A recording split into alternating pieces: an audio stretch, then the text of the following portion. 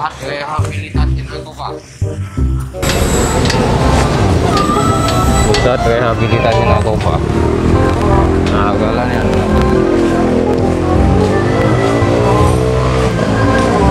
Security dulu. Nah, lu ngentel terus. Kaki. Pagi, Pak. Ini, Pak. Aku nak kaki dulu. Aku nak nemui Pak Himawan sama Pak Tommy. Himawan, Pak Tommy. Iya, sudah janji, Pak. Sudah janji, Pak ya? Iya, sudah. Oh, boleh dengar, Pak. Untuk mereka Oh ya. Jadi langsung situ. Iya, ya.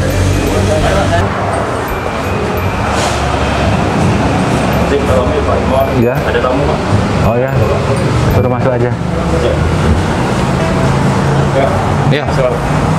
Oh ya, duduk Pak. Ya, assalamualaikum. Salam. Ayo duduk aja duduk. Ada apa nih? Ini Pak ngantar ponakan Pak. Kenapa penahannya nih? Hah? Kenapa dia? Ini Pak, ini. Aku kenal dulu Pak. Oh iya. Nama aku Akas. Ini ponakan aku dia nih. Aku nemen make yang makan yang tidak benar. Suruh makan nasi tidak do, makan yang lain. Lah. Suruh ngirup banyu putih dia ngirup yang lain. Oh iya. Nah jadi aku nih nak mau obati dia nih. Iya. Dia nih galak mabuk, goyang-goyang tak kawan itu. Bingung aku dan dia nih. Nah jadi balik Kak, takut Kak.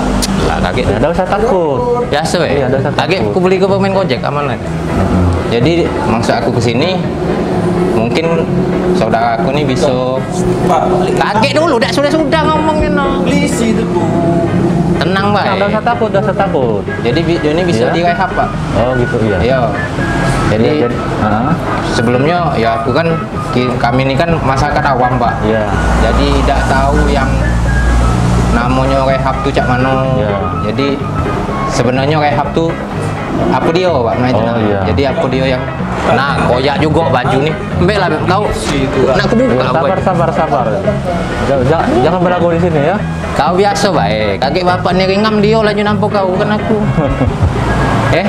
Iya, jadi bagus Bapak bawa keluarganya ke sini ya. Memang kalau memang ada indikasi memang ada anggota keluarga sebagai pemakai ya, zat-zat yang terlarang tadi, Iya. narkoba, Pak, aku tuh sebagainya. makin kayak Pak, tidak nyual lidah Pak. Oh iya, Bang. Berarti Iya. bagus dibawa ke sini. Kalau iya. Kalau melapor itu bagus Pak ya. Nah, kalau melapor bagus. Jadi kita bisa laksanakan rehab. Jangan nunggu terlambat.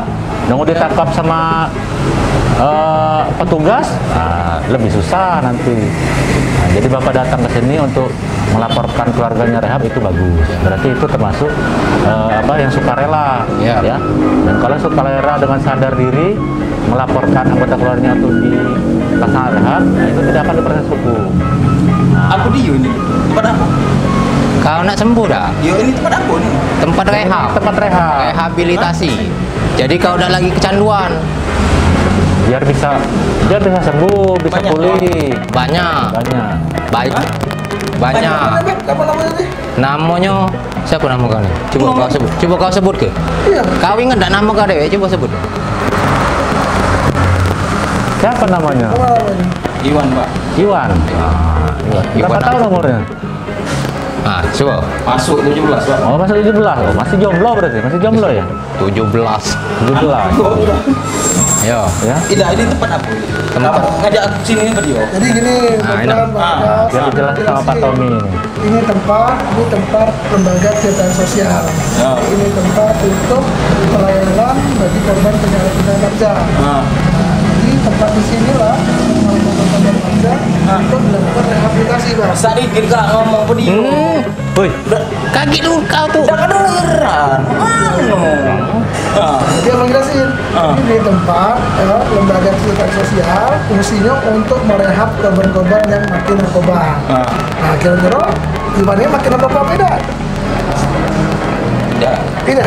tidak salah lagi. Tidak salah lagi, Pak. Ya. Jadi betul nih, Pak. Betul berarti ya. Nah, tapi Pak ini polisi tahu aku pernah lihat aku. Oh, Nah, gitu lihat ya. di ini. Nangkep beliau nih. Mantap. Ya. Pak, aku nih ini Pak, market baik Pak. Tidak don jual lidah. Cuman yo kalau nak ditangkap jangan Pak.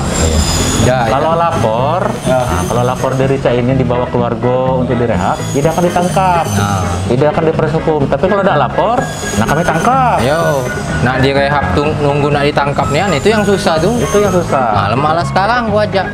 Itu ya. Ayo, kau tuh masih keluarga aku. Jadi itu nak sembuh. Jadi. Tapi banyak kawan aku guys ini. Cuman jangan takut, di sini selama rehab aja didampingi sama konselornya pendamping sosial. Iya. Tugasnya itu apa? Membantu Iwan agar lepas dari kecanduan, bisa pulih, bisa produktif, gitu kan.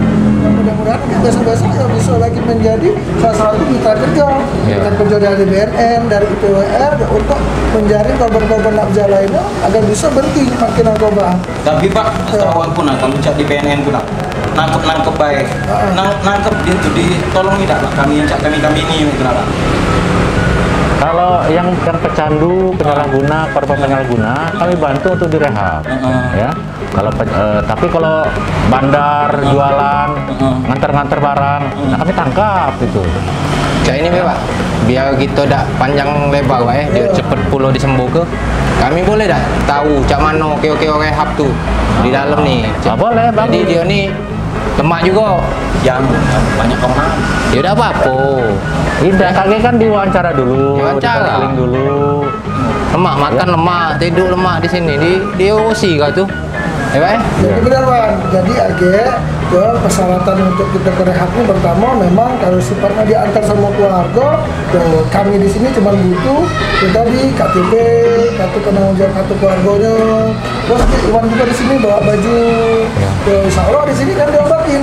Apa makannya sehat, diajar oleh pelatih fisiknya ada, dari polisiannya juga ada, psikolognya ada, psikiaternya ada. Jadi mudah-mudahan Iwan kedepannya bisa sehat lagi. Lah ada KTP-nya loh. Ada KTP. Ada Pak. Ada ya? Ada. Kalau Dia ada, ini dah kalau- kawan dengan barang dia dewe. Pak, kita jenguk Pak. Boleh. Jadi nangis pula. Yuk, Pak Iwan, aku antar dulu nih ke ruang pertama untuk kita screening. Yuk. Nah, udah apa-apa, jangan takut. Masuk. Ini ada Bang Aldi nih, Bro Aldi. Wan, Yuk, dulu Wan, duduk Wan. Sampingnya Pak. Duduk Wan. Siap. Siang Bang Aldi, Bro Aldi. Ya, nah duduk lah. Bang. Duduk sini, duduk. Duduk. Keluarnya duduk sini. Jadi ini pertama kali ya, Bro Aldi akan menjelaskan ya layanan tentang rehabilitasi itu seperti apa, dari tahap penerimaan awal sampai dengan proses rehabilitasi itu berlangsung dalam pemulihan di sini. Nah, jadi untuk Bang Iwan bisa kan bercerita apa adanya nih dengan siapa, Bro Aldi? Aman. Pak Iwan pasti akan dampingin, tidak akan di penjara di sini. Santai bro, relax. Nyantai. Ya.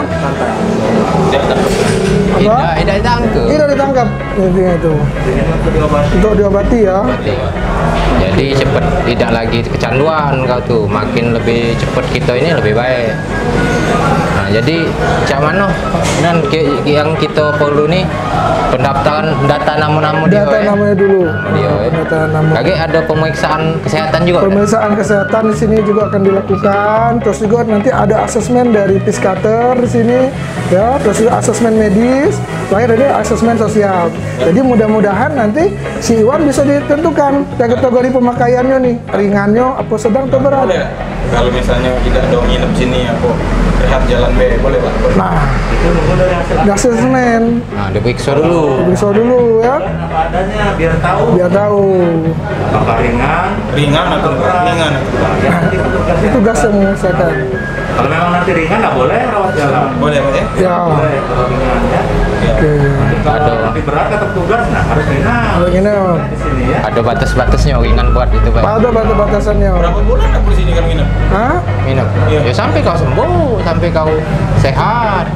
Balik lagi ke rumah, jemput. Tidak. Kok banyak lo kawan-kawannya Ge? Ya. Ya, Sudah, sekarang jelasin dulu lah, ngobrol dulu sama Bro Aldi ya untuk lakukan screening awal di sini ya. Perlu cerita apa adanya. Apa itu adanya? Ya. Oke Bang ya. Iya. Perlu ngopi dah? Apa nak santai sambil merokok? Tewek ya, aku merokok ya. Oh ya santai. Ya udah ya, lanjut Nasi, ya. nasi ya, kau nasi. Jangan seluruhin telur. Apa kau tuh? A few moments later. Ya. Pak Tommy, Siap, Pak. ini kami serahkan klien rehabilitasi. Siap. Tolong ditindaklanjuti sesuai dengan ketentuan yang ada di sini. Siap, Pak. Nanti kami mohon kabar pelaksanaannya. Siap, baik Pak. Terima kasih Pak Himawan. Jadi insya Allah kita akan terus bersinergi untuk melaksanakan perawatan rehabilitasi bagi korban nafsa di Kota Lumajang, Musyawas dan Muratara. Terima kasih Pak. Siap Pak. Ayo, kamu Bang Aldi, tolong dibawa ini. Iya. Ini Bang, aku jelasin ya Bang ya. Iya. Ini kliennya tadi sudah dilakukan screening awal dari Bro Aldi ya, dan dari hasil pemeriksaannya ini Bang Iwan ini ternyata pemakaiannya sudah berat. Oh, Jadi iya, mau iya. tidak mau ya kita harus melaksanakan untuk rehabilitasi rawat Ya, inap. siap, tidak Ya, apa-apa. tapi nanti untuk perlengkapan lainnya itu silakan menyusul Bang, Oh, seperti iya, baju segala macam. Yang Ya. penting Bang Iwannya kita benerin dulu di sini. Ya, ya. Ya Bang ya. Ya. Ya udah, silakan ini Bang Aldi. Balik gitu kan? Belum. Bawa betul kau dia. Balik kak. Balik kemana?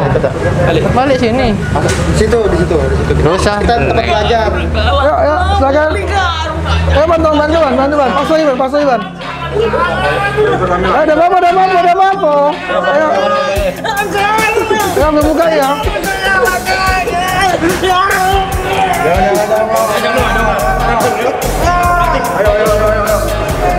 Nah,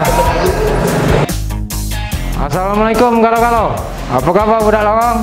Aman? Apa ngeh? Ketemu lagi kita di channel Palpres Official. Semoga channel ini selalu memberikan informasi yang bermanfaat. Oke, tidak perlu kita nunggu lama, simak sampai habis biar kita tidak salah paham. Ini dia cerita kita hari ini.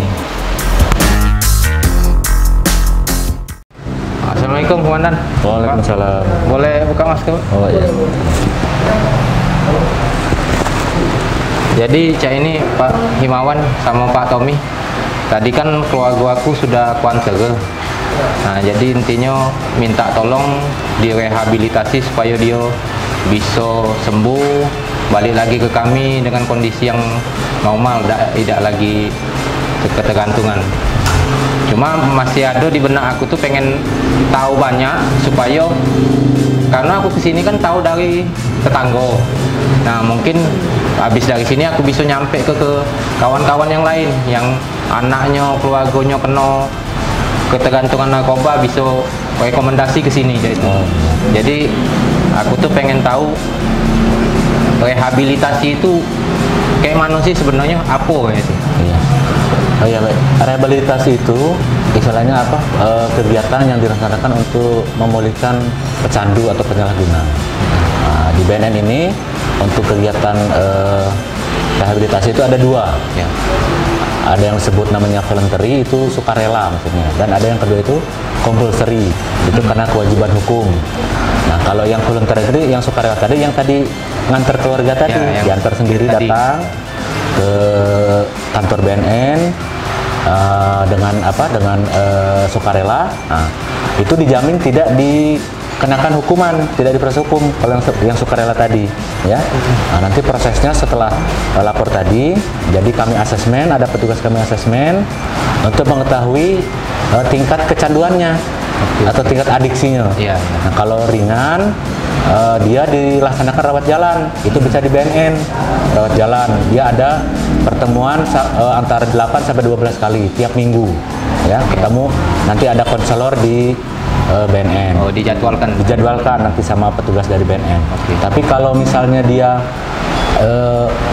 tingkat kecanduannya sedang atau berat, itu biasanya kita rujuk ke lembaga rehabilitasi yang bisa rawat inap, karena dia harus dirawat inap. Ya, ya. Itu tentang yang compulsory tadi, yang voluntary ya, yang sukarela.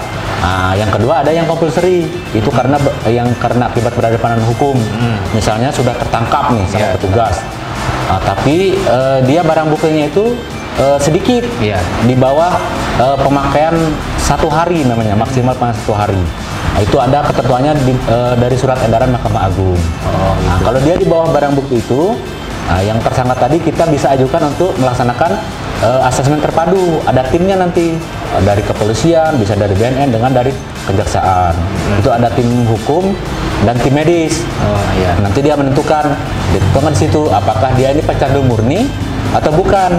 Karena kalau dia hasil penilaiannya bahwa dia termasuk bandar, pengedar, kurir, terlibat dalam jaringan narkotika, itu tidak bisa diajukan untuk rehab. Tapi kalau dia hasil penilaiannya sebagai pengguna atau pecandu murni, hanya pakai bayi untuk dia dewe, itu kan, itu bisa diajukan untuk rehabilitasi. Nah, untuk proses rehabnya itu tadi, kalau yang ringan bisa rawat jalan, yang sedang sama berat rawat inap. Untuk rawat inap, untuk BNN sendiri biasanya kita kita rujuk ke lembaga berhab yang ada di baik di BNN maupun secara mandiri. Yang di BNN itu ada di Lido, ada di Kalianda, ya. Kemudian ada di tempat lain seperti di Bengkulu ada. Selain itu ada juga yang mandiri.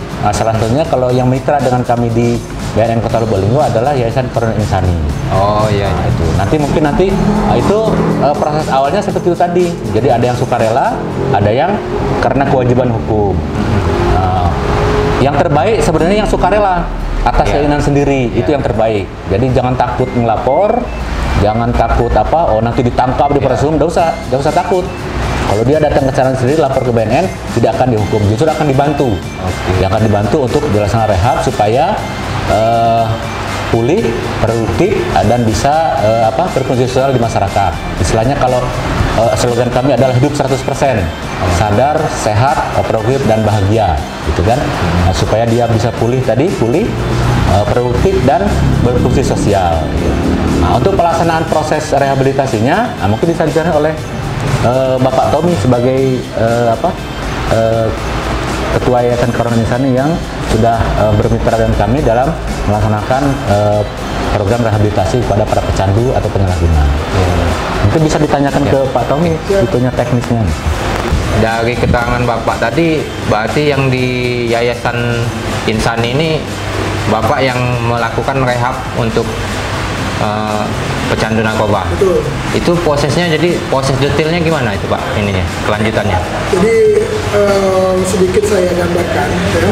Pada asalnya sih dulu memang saya juga seorang pemakai edik, ya. Jadi selama proses penyelesaian memakai memang. Sebentar Pak, maaf Pak ya. Jadi Bapak ini pernah pakai juga? Betul, saya pernah memakai juga dulu. Jadi ceritanya memang berawal dari pengalaman pribadi. Pribadi ketika di tahun 2014 kemarin, kan, saya juga seorang pecandu berat. Ya, dikatakanlah dampak dari pemakaian saya itu saya sudah banyak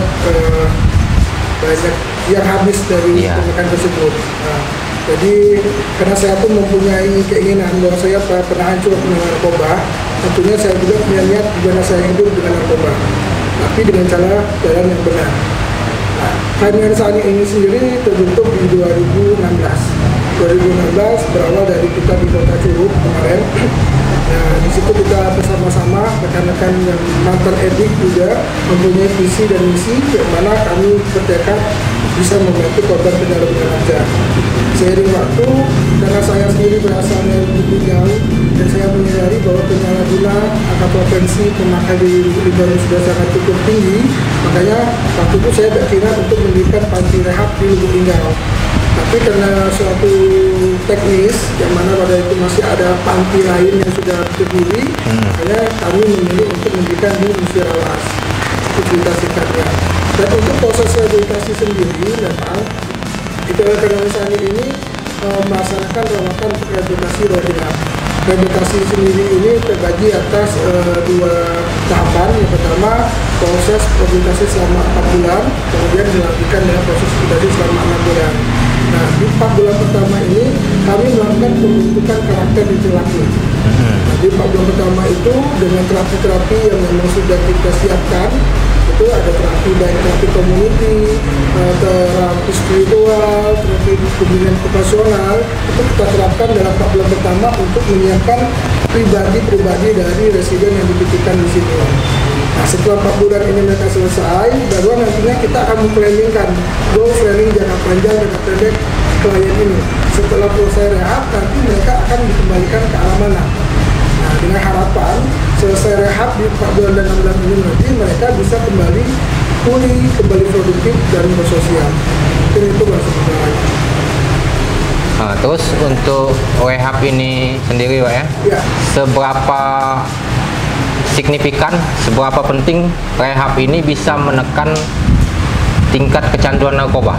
Maksudnya jadi kan kadang kita berpikiran bahwa di penjara itu lebih baik, membuat efek jeraknya daripada di rehabilitasi. Jadi apakah pengaruhnya memang ada atau bagus untuk menekan pengguna narkoba? Mungkin secara jelas nanti bisa dijelaskan oleh Aimala. Tapi dari versi saya sendiri, dari kami kita orang dari sosial, fungsi rehabilitasi sangat berperan dalam membantu pekerja. Kenapa saya katakan berperan? Karena dengan adanya fasilitasi dalam kita memberikan edukasi, memberikan pengetahuan, memberikan pengajaran kepada mereka, setidak-tidaknya mereka mempunyai modal awal.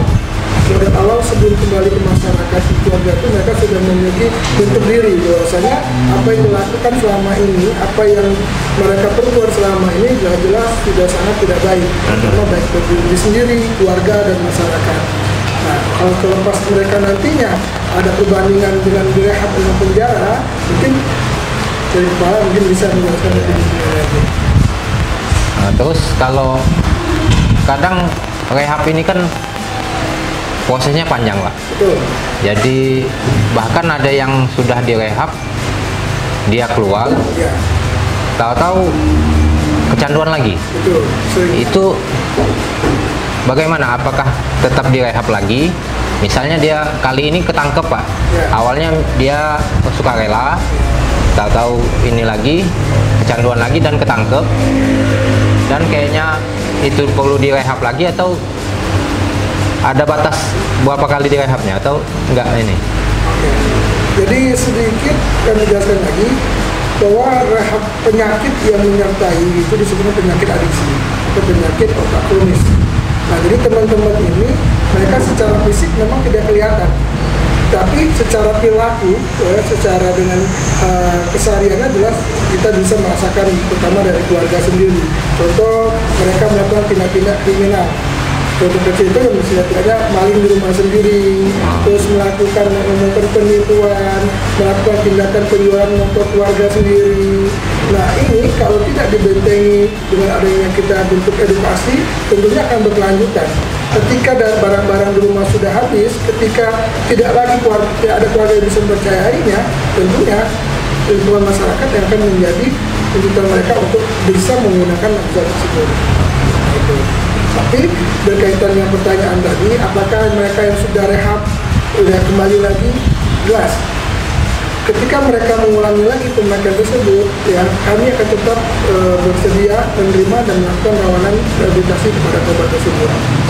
Oke, Pak, tadi yang pertanyaan saya ke Pak Tommy tadi, yang rehabilitasi ini pengaruhnya seberapa penting dibanding dengan hukuman penjara? Ya, terima kasih. Jadi sebelumnya saya jelaskan dulu bahwa untuk di Sumatera Selatan ini tingkat prevalensi atau tingkat penggunaan angka penyalahguna itu kita menduduki urutan kedua tertinggi di Indonesia.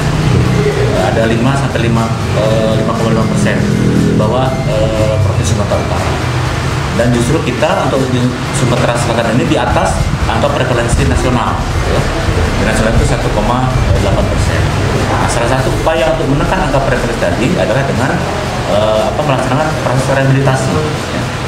Proses rehabilitasi dengan memilah-milah mana yang memang bandar, pengedar, kurir, dan yang terlibat dalam jaringan, dan mana yang pecandu murni. Jadi jangan sampai nanti mereka ini jadi satu, gitu kan? Bercampur. Makanya sekarang di lapas itu terjadi overkapasitas. Pak Menkumham itu sudah menyatakan bahwa dalam setahun itu menghabiskan 1,8 triliun untuk makan para tahanan narkoba ini. Jadi kalau bisa dipilah tadi, mana yang pecandu murni, mana yang bandar, mana yang pengedar, tentu itu akan sangat berguna untuk menghemat anggaran negara. Dan juga dilaksanakan rehabilitasi tadi ya untuk menekan juga angka permintaan dari para pecandu atau ini dikenal dengan demand reduction. Itu salah satu upaya untuk menekan angka prevalensi. Karena apa? Kalau menjadi satu antara bandar, pengedar dan para pecandu, di lapas itulah akan terjadi klaster tersendiri. Iya. Karena permintaan di situ akan banyak, Iya. karena banyak pecandu di situ. Yang seharusnya mereka direhabilitasi, dimasukkan situ malah meminta barang. Nah, itulah yang mengundang terjadinya peredaran gelap di di lingkungan di lapas tadi. Karena tidak dipisahkan antara mana bandar, mana pengedar, dan mana pecandu murni. Semakin banyak nanti para pecandu yang kita rehab, mereka pulih, berarti angka permintaan terhadap narkoba kan akan semakin turun. Memutuskan mata rantainya. Pak. Iya, betul. Memutuskan mata rantai. Oke. Dan yang terbaik tadi apa yang disampaikan oleh Pak Tommy tadi, para pecandu tadi kita rehab supaya dia pulih, produktif dan berfungsi sosial dan justru bisa bermanfaat. Nah, ini contohnya.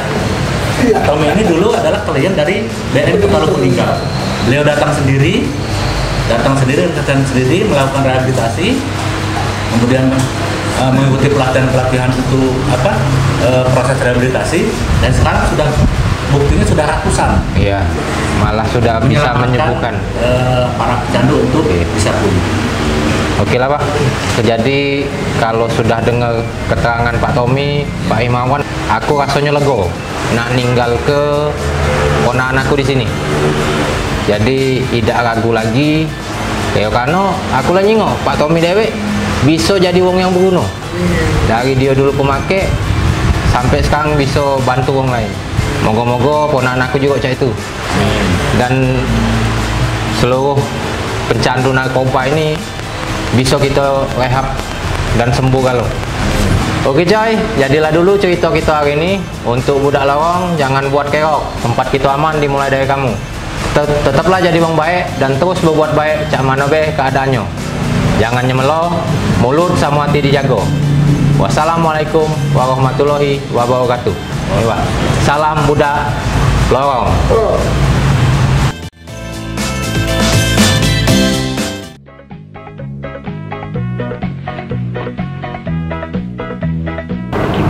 Apa kabar? Alhamdulillah sehat. Sudah sembuh? Aman aku? Alhamdulillah sudah sembuh, aman. Iwan kan? Agas. Dari tadi sejelian mata kayak gitu. Aku lah ciren aku tuh ponakan aku tuh. Lah sejingok kau lama dak ku jingok kau sejak masuk kemarin tuh. Tahu tuh jingok di masjid. Alhamdulillah sekarang nih aku lah sembuh. Kamu lihatlah dewek, iyo. Sembuh dari yang setua itu, yang bahayanya. Syukurlah. Cuman sembuh, cuman belagak masih mak lama tuh lah. Aku bukan apa, sengaja aku dak menghubungi kau, tanya-tanya. Karena kalau aku nak nyok kau ke sana sedih. Ngapa main tuh? Kau diobati di segala macam. Aku tambah sedih. Jadi lemak aku nunggu kabar ketemu kamu di jalan mak ini. Kamu tahu-tahu kita ketemu ditunjuk ke Tuhan tuh di masjid. Alhamdulillah. Yo, aku juga terima kasih. Itu nak ku ajak kawan-kawan berobat di sana dan jauhin narkoba. Itu yang paling penting. Omongan kau ajaklah kalau. Pokoknya yang omongan tak beres tuh. Jadi sehat kalau, sembuh kalau, galak-galak minum susu. Siap. Jangan minum Ibon. Mati gitu minum Ibon. Yolah kalau main itu.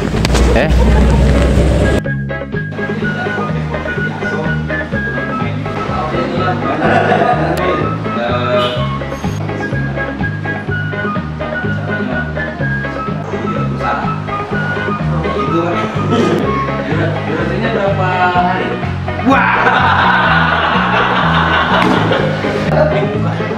Iya, saya mau.